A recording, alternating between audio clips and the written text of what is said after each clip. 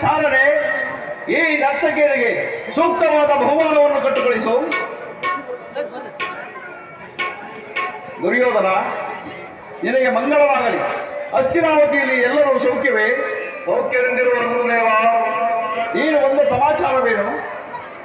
ಗುರುದೇವ, ಪಾಂಡವರಿಗೂ ನಮ್ಮದು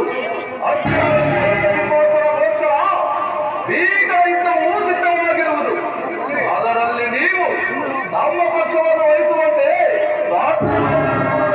ಏನು? ಪಾಂಡವರಿಗೂ ನಿಮಗೂ ಯುದ್ಧವೇ?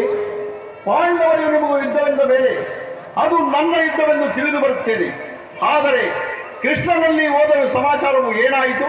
ಗುರುದೇವ, ನಾನು ಹೋಗುವುದಕ್ಕೂ ಅರ್ಜುನನು ಬರುವುದಕ್ಕೂ ಎರಡೂ ಒಂದೇ ಆಯಿತು. ಅರ್ಜುನನು ಕೃಷ್ಣನನ್ನು ತನ್ನ ಪಕ್ಷಕ್ಕೆ ವಹಿಸಿಕೊಂಡನು. ನಾನು ನಿಮ್ಮನ್ನು ನಿಮ್ಮ ಹಸ್ತಿನಾವತಿಯನ್ನು ನಾನು ವಹಿಸಿಕೊಂಡೆನು ಗುರುದೇವ. ಆದರೂ ಆಗಲಿ. ಆದರೆ ಕೃಷ್ಣನೇ ಬೇರೆ, ನಾನೇ ಬೇರೆ, ಎಂತಹ ಅಸಂಗತವಾಯಿತಲ್ಲ. ಆದರೂ ಆಗಲಿ, ನಿನಗೆ ಯುದ್ಧಕ್ಕೆ ಸೈನ್ಯ ಸಮೇತ ಕಳಿಸಿಕೊಡುವೆನು. ನೀನಿನ್ನು ಚಿಂತಿಸಬೇಡ.